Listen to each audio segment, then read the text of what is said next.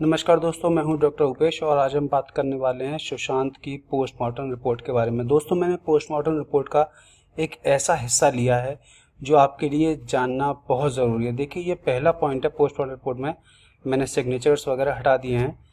यहाँ पर ये लिखते हैं प्रेशन एब्रेजन लिगेचर मार्क। आपने पहले पढ़ा था, अभी जो सुधीर गुप्ता का बयान लीक हुआ था उसमें साफ था कि कोई भी इंजरी मार्क नहीं मिले बॉडी पर। तो मैंने आपको उस दिन भी बताया था कि लिगेचर मार्क अपने आप में एक बहुत बड़ा इंजरी मार्क होता है। और एब्रेजन, तीन तरह की इंजरी ज़्यादातर देखे, एब्रेजन और कॉन्ट्यूजन और बाकी इंसीजन, लेजरेशन, खैर बहुत सारी इंजरीज के मार्क्स हैं। पर यहाँ पर लिखा हुआ है प्रेशर एब्रेजन, यानी एब्रेजन मार्क्स देखे गए। एब्रेजन कहते हैं दोस्तों खरोंच के मार्क्स को। ध्यान रखिएगा, जब कोई भी हमारी स्किन, जैसे आपकी स्किन कहीं से खरोंच जाती है किसी रफ सरफेस से, तो उसको एब्रेजन मार्क कहते हैं। तो यहाँ पे एब्रेजन मार्क देखे गए around the neck at the level of the thyroid cartilage. अब देखिए, ये मैंने आपको एक इमेज यहाँ पर दिखाई है।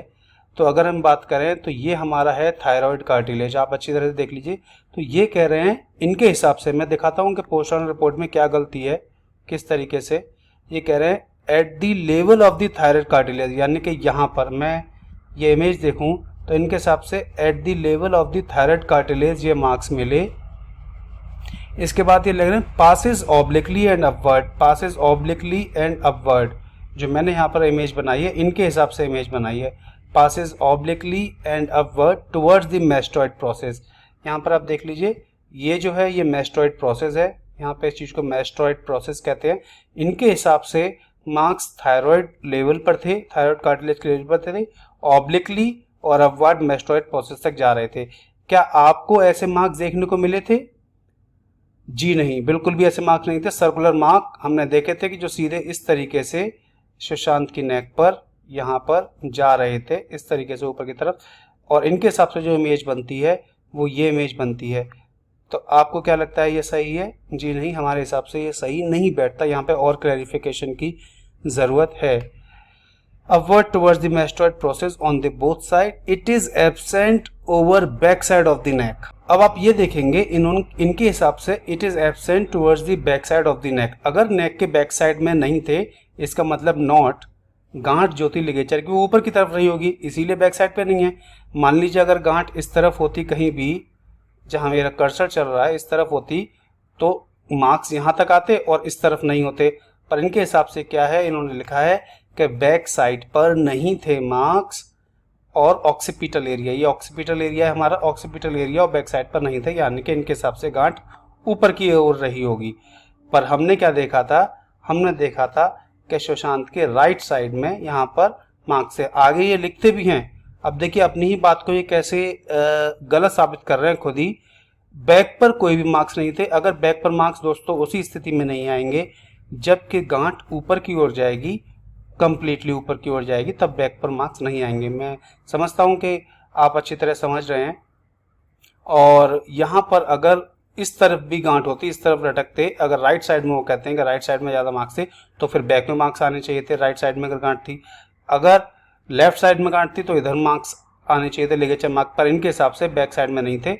इनकी बात को हम सच मान लेते हैं, बैक साइड में नहीं थे, तो हमारी वो स्थिति सर्कुलर मार्क्स की आगे नहीं बनती है। ठीक है, फिर आगे कहते हैं ligature marks are prominent and deep on the right of the neck. ये लिख रहे हैं खुद कि ligature marks are prominent and deep on the right of the नेक।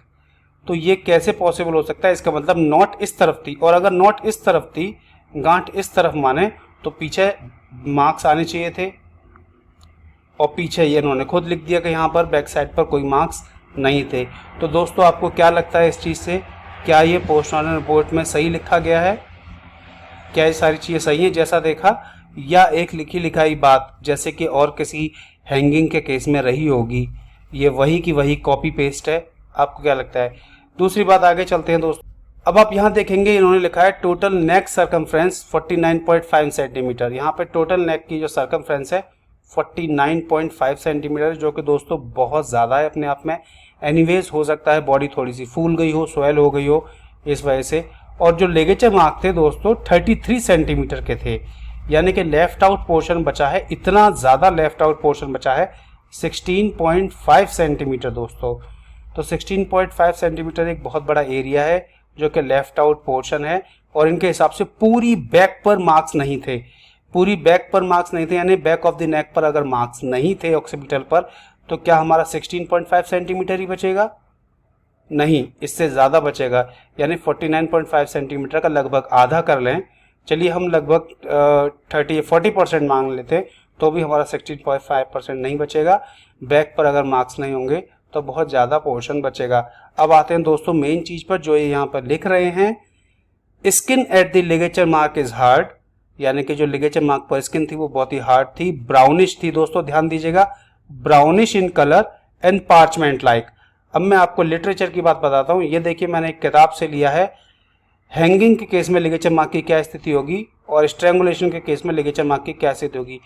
यहाँ पे हैंगिंग के केस में बताया गया इट इज ऑब्लिक, ठीक है, इन्होंने ऊपर ऑब्लिक लिखा है तो इन्होंने हैंगिंग प्रूव करने की कोशिश की है, और does not completely encircle the neck, बिल्कुल इन्होंने सही लिखा है, ऊपर ऐसा ही इन्होंने यहाँ पे प्रूव करने की कोशिश की है। पर यहाँ पर लिखा है दोस्तों द बेस इज पेल, यानी कि बेस ऑफ द मार्क कैसी होगी? पीली होगी, हार्ड होगी, ठीक है, इन्होंने यहाँ से हार्ड ले लिया, एंड पार्चमेंट लाइक। पर दोस्तों स्ट्रैंगुलेशन की बात आप देखें तो यहाँ पे रेडिश और ब्राउनिश जो कलर मिलेगा वो दोस्तों मिलेगा स्ट्रैंगुलेशन में, ना कि हमें मिलेगा हैंगिंग में। और आप देखेंगे एब्रेशन की बात इन्होंने ऊपर लिखी है, प्रेशर एब्रेशन प्रेजेंट, तो एब्रेशन कहाँ लिखेंगे? आपको क्या दिख रहा है? About the edges of the ligature mark are not common in case of hanging, but in case of strangulation about the edges of the ligature mark are common, यानी कि हमें एब्रेशन मिलते हैं दोस्तों स्ट्रैंगुलेशन में, ना कि हैंगिंग में। तो यहाँ पे ये अपनी ही बात को काटते हुए यहाँ पर दिखाई दे रहे हैं। इस मामले में आपका क्या कहना है? प्लीज़ मुझे अपनी राय ज़रूर दीजिएगा, बताइए कि मैंने आज आपको जो भी समझाया वो सही है या नहीं, इनकी पोस्टमार्टम रिपोर्ट में कितनी ज़्यादा खामियां हैं। बहुत बहुत धन्यवाद।